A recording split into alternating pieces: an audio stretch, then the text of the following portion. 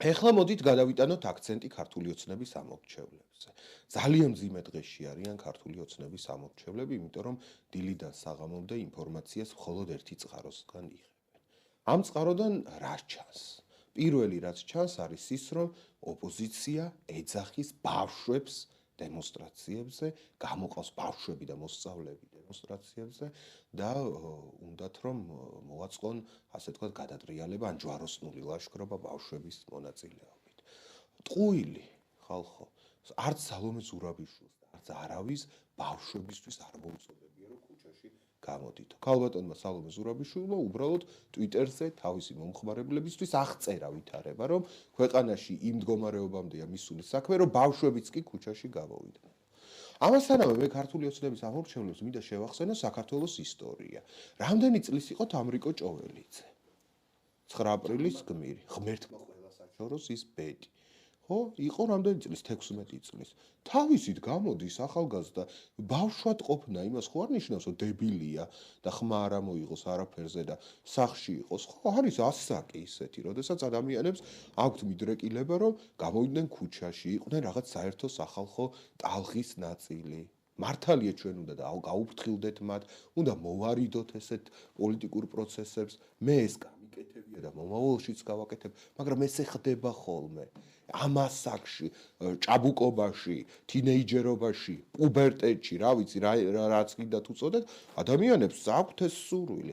ან მსოფლიო ლიტერატურას არ იცნობთ ძვირფასო ქართულ ოცნების ამორჩევლობა, ღმერთმა აცილოს ყველას ის ბედი, მაგრამ გავროში არ გახსოვთ? გავროშის ფენომენი ახალია, რომ უნდა ყმაწვილს გასვლა და აქ ჰეროიკული მიდრეკილებები უნდა რომ თავის ქვეყანა დაიცვას და თავის სამშობლო დაიცვას. ოღონდ ეს ხალხი გავროში და თამრიკო ჭოველიძის ბედი ეს ძიმე ბედის წერა განხორციელდა არა იმიტომ რომ ისინი ქუჩაში გავიდნენ, არამედ იმიტომ რომ იყვნენ ავტორიტარი მმართველები, რომლებიც ძალადობდნენ ქუჩაში გამოსულ ამ ადამიანებს. ანუ ისინი დაიღუპნენ არა იმიტომ რომ ქუჩაში გავიდნენ, არამედ იმიტომ რომ საზიზღარი მთავრობები იყვნენ და მოძალადე მთავრობები იყვნენ. ასე რომ მე რა თქმა უნდა არ ვემხრობ ბავშვების ქუჩაში გამოსვლას, მაგრამ ეს მოვლენაა, ეს ხდება ლიტერატურაშია, საქართველოს ისტორიაშია და დიახ ეს ბავშვები უნდა გავარიდოთ ამ პროცესებს, იმიტომ რომ ყავს მოძალადე და ყველაფერზე წამსვლელი წამებაზე და არაადამიანურ მოპყრობაზე წასვლელი ხელისუფლება. ეს ბავშვების საკითხი. მეორე რას ეუბნებიან ქართული ოცნების წარმომჩევლებს, რომ მიტინგებზე დგანან სატანისტები.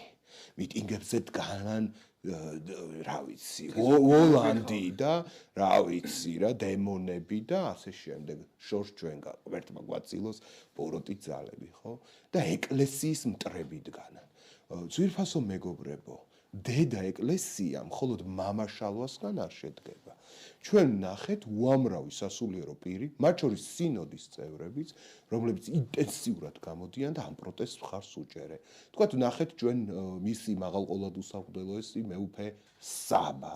ნახეთ, თქვათ, იქ დასავლეთ საქართველოს არაერთი მიტროპოლიტი, ხო, რომლებმაც ღიად მხარი დაუჭირეს აი ამ პროცესს, ხო? ასე რომ ანდრია ჯაღმაიძე რას დაპოსტავს Facebook-ზე, ეს არ არის ეკლესიის პოზიცია.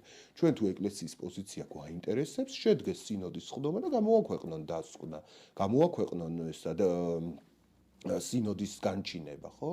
ვერ იკრიბება ეს სინოდი ბევრი მიზეზის გამო და მათ შორის იმ მიზეზის გამოს, რომ საქართველოს ეკლესიას მყარი ჩამოყალიბებული პოზიცია არ აქვს და საქართველოს ეკლესია არ არის მხოლოდ ხელისუფლების მხარეს. ეს ერთი საკითხი, ხო, რომ განვიხილოთ. მეორეც, იცით, აქ ამბობენ მამაშალვას, მე არანაირი რაღაც ის არ მოძრავებს ანტაგონიზმი მის მიმართ, მაგრამ ისეთი ფიგურაა, მედია ვარსკვლავია, მილიონ ნახვიანი ლაივები აქვს, ყოველდღე ტელევიზორში აქვს, მიკროფონი უყვარს ძალიან, კამერა უყვარს და ამიტომ საუბრობ მასე. ჩემი არ იყოს, მეც ამ ცოდვის ნაწილი ვარ, სხვას არ განვიკითხავ, ხო? აი მამაშალვა ამბობს, რომ გმობ ძალადობას, გმობ მე პირველმა დავგმე ძალადობას. დაგმობა მეგობრებო, არ არის საკმარისი. არ არის საკმარისი დაგმობა, როდესაც ადამიანებს უტყამენ, ცემენ, ასისხლიანებენ, ბინძური წინდით სისხლის მოწმენდას აიძულებენ, გაუპატიურებით ემუქრებიან, როდესაც ძარცვავენ იზოლატორებში, ნივთებს ართმევენ. როდესაც დაკავებულ ადამიანს ურტყამენ, ძირს დაგდებულს გადაულიან. დაგმობა ამ დროს არ არის საკმარისი. ჩვენ გვჭირდება მოქმედება, ჩვენ გვჭირდება ქმედება. და იმ დღეს გავიხსენე მე ძალიან დიდი ქრისტიანის, ხო, მე-20 საუკუნის ერთ-ერთი ყველაზე დიდი ქრისტიანი იყო, რომელსაც ყველა კონფესია აღიარებს და პატივისცემს დიტრიხ ბიონჰოფერი, გერმანელი წინააღმდეგობის მოძრაობის ლიდერი, ჰიტლერის მოწინააღმდეგე ძალიან. მან თქვა, რომ როდესაც სისტემა და სახელმწიფო თავის მოვალეობას ან დისციპლინას ან ამეტებს, ან რაღაცას დააკლებს. და აი ამ დროს სახელმწიფო მანქანის ბორბლებს ქვეშ აღმოჩნდებიან ადამიანები, ეკლესიის მოვალეობა არ არის მხოლოდ ამ ბორბლების ქვეშ მოყოლილი ადამიანების და მსხვერპლის აკრეფმა მიწიდან. ეკლესიის მოვალეობა რომ ჩაუვარდეს ამ ბორბლებს და გააჩეროს აი ეს ძალადობრივი ხორცსაკეპი მანქანა და გადაარჩინოს თავის წარმომადგენლები ძალადობისგან და ცემატყებისგან. ასე რომ არავინ იქ დემონი არ არის. არავინ ეკლესიას არ ებრძვის, ეხლა 3-4 გიჟი ყველგან არის, ხო? ადამიანებს უბრალოდ აქვთ ინსტინქტი, მე რა, ბირაკლი, ინსტინქტი აქვთ, რომ ისინი მოელიან ეკლესიისგან არა აღშფოთებას და Facebook ლაივებს, რომ აიმე გვირთხამენ და გვარბევენ, ამას კი არ მოელიან. მოელიან ეკლესიისგან, რომ ის გადაეფარება, დაიცავს, მოელიან იმას, რაც არის ქრისტიანული მოვალეობა. ნებისმიერ იმ ადამიანის, ვისაც სახარება წაუკითხავს და მისი არსი გაუგია. ეს თქვათ რელიგიასთან დაკავშირებული საკითხი და მალე მორჩები აღარ გამიგრძელდება. კიდევ ქართული ოცნების წარმომადგენლები გვეუბნებიან ჩვენ, რომ აბა რა გინდათ, გვარამია გინდათ, ხელისუფლებაში მოდი, ნაციონალები გინდათ, წყალს წაუღია, წინ წყალი და უკან მეწყერი, ნაციონალებს, გვარამიას, რა ვიცი, გირჩს, ხაზარაძე მამუკას, თავის ბანკიანად. მაგათთან ერთად ჩვენ სოციალურ სახელმწიფოს ვერ ავაშენებთ. მაგათთან ერთად ჩვენ კეთილდღეობის სახელმწიფოს ვერ ავაშენებთ. მაგათი ხელისუფლებაში მოსვლა არავის არ უნდა.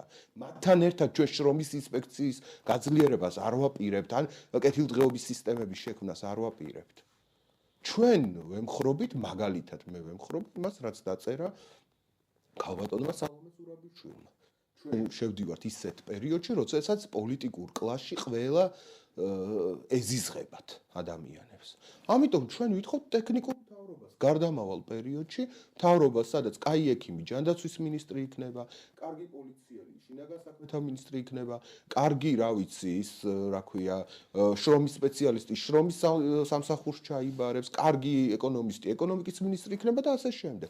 ტექნიკური მთავრობები, ეს არის აბსოლუტურად რეალისტური მოცემულობა მთელ მსოფლიოში.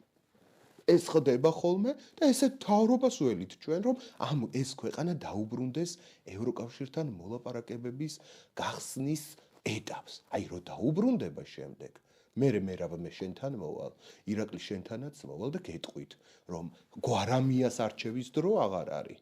ხაზარაძის არჩევის დრო აღარ არის. აქ არის ამ ქვეყანაში უკვე გამოცდილი, ძლიერი, გამოცდილების და რაღაც პატარა, მაგრამ მაინც მიღწევების მქონე მემარცხენე ჯგუფები და იყარეთ კენჭი გეტყვით, ხო? ასე რომ არავის გვარამია და იმის მოყვანა ხელისუფლებაში არ უნდა და ბოლო არგუმენტი, რომელიც ქართული ოცნების წარმომადგენლებს აქვთ, ეს არის რომ მშვიდობა. აი, რომელიც არა გვაქვს მშვიდობა, გვაქვს ომი ქუჩაში და წინასაარჩევნო პერიოდში მე სადაც გავჭაჭანდებოდი და არსად არ გვაჭაჭანებდნენ ჩვენ, ხო, სადაც გავჭაჭანდებოდით, იქ ვამბობდით, რომ მშვიდობას ბევრი განზომილება აქვს. მშვიდობა არ ნიშნავს მარტო იარაღის, ასე ვთქვათ, გაჩუმებას. და სროლის ხმარო არის მის იმას, მშვიდობა საჭიროა ჩვენს ქუჩებში.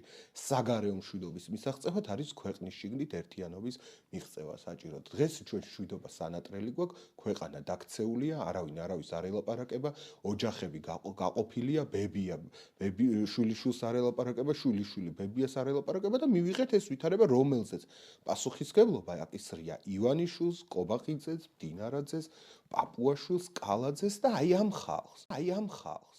ასე რომ დიახ, ჩვენ მშვიდობა გვინდა ყველასთან. აი 2020 წლამდე საქართველოს მთავრობას რა საგარეო პოლიტიკაც ჰქონდა, მე იმას სრულად ვიზიარებ.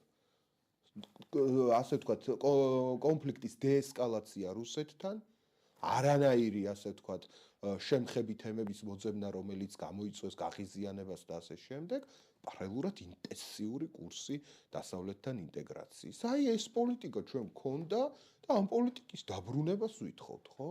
და არც ომს და არც იმას, რომ მივაფურთხოთ ვიღაცას და ლილიპუტინი დაუძახოთ და უკრაინის ომში ჯარისკაცები გავაგრძავნოთ და ასე შემდეგ. ამას არავინ არ ითხოვს, ასე რომ მეგობრებო, არც სატანისტები დგანან იქ, არც ძალით გამოყავთ იქ ვიღაცებს ბავშვები, არც ნაციონალების ხელისუფლებაში დაბრუნება უნდა ვინმეს და არც უკრაინის ომში საქართველოს ჩართვა. ჩვენ გვინდა ნორმალური დემოკრატიული სახელმწიფო, სადაც ერთი ადამიანს კი არ აქვს ძალაუფლება, არამედ ძალაუფლებაც და კეთილდღეობაც არის განაწილებული ადამიანებს და სოციალურ ფენებს. მადლობა ლევან, ეხლა ერთ კითხვას ირაკლის როგორც ცოტა ჩქარება და